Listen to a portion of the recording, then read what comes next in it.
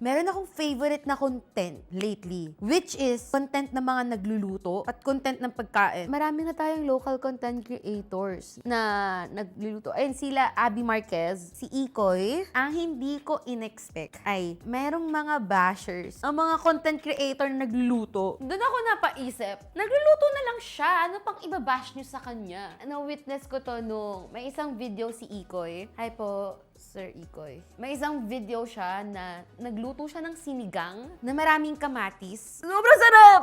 Gusto ko lang sabihin na sobrang sarap nung itsura nung sinigang na yun to me. Sabi ko, what the fuck?